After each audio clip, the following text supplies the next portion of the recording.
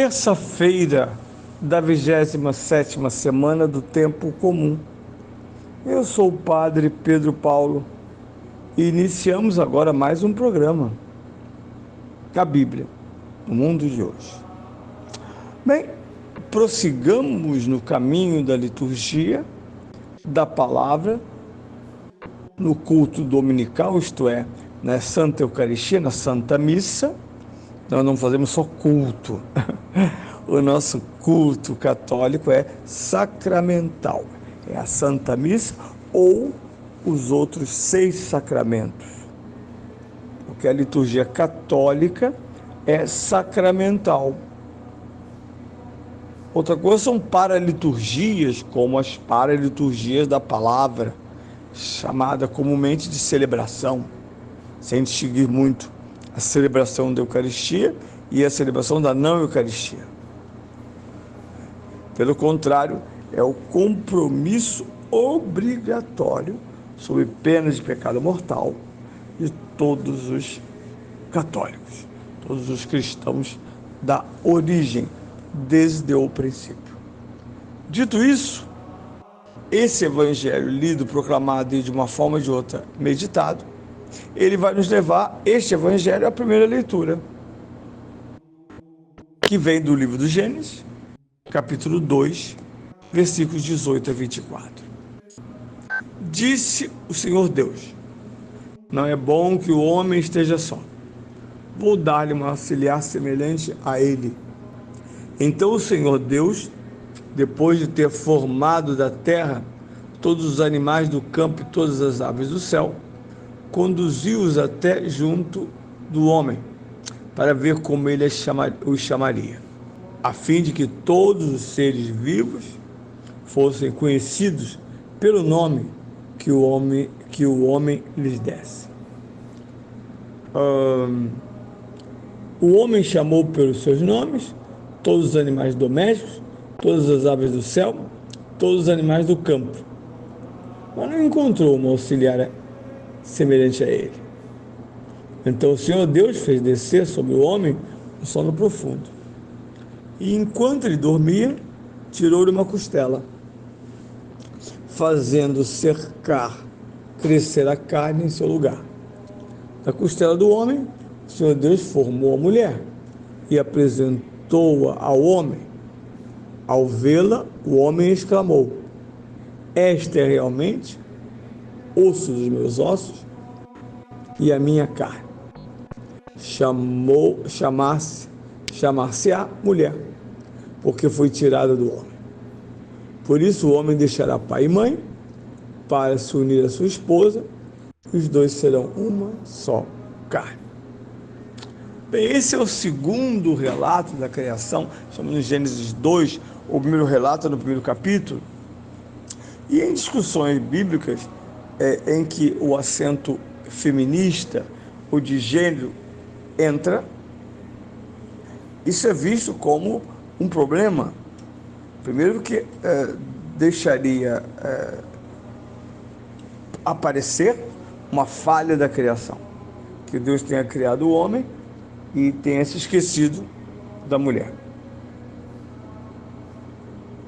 E, no entanto, não é esse o objetivo, pelo contrário. Esse Gênesis 2 exalta a mulher ao seu máximo. Porque se o homem, no primeiro relato, é o centro da criação, para este homem é que a criação foi feita, o segundo capítulo completa. Primeiro dizendo: não é bom que o homem esteja só. Então, com isso, Deus afirma que a criação do homem, macho, não é a realidade do isolacionismo ou do monopólio da criação. Homens machos não devem ter o monopólio da criação, assim como nós dizemos ao feminismo: as mulheres não podem ter o monopólio da criação. Cuidado que o feminismo, esse troço que vem aí já há algumas décadas, ele por fim prega que a mulher seja tão importante que ela dispensa a presença masculina e se torna uma leadership isolada. Quando as mulheres caem nesse paradigma, se tornam monstruosidades e não verdadeiras mulheres. Muito bem, dito isso, ele promete algo que é extremamente feminista para o período desse texto. Esse texto vem ao ar, não a realidade do texto, o texto, mais ou menos após o cativeiro da Babilônia. Portanto, estamos entre o século VI e o V século antes de Cristo. E desse texto se ouve essa voz extremamente revolucionária: vou dar-lhe uma semelhante a ele. Basta, aqui está todo a chamada motivação de um feminismo inicial foi igualdade de direitos e de deveres. Essa é uma primeira tônica indiscutível.